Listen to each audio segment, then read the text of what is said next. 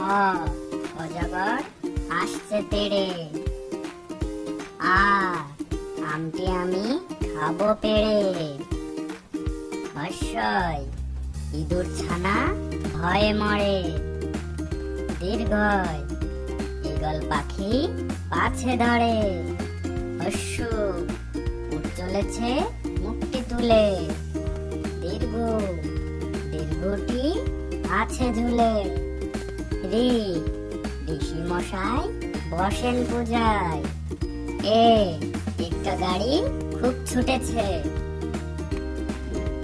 ওই ওই দেখো ভাই চাঁদ উঠেছে।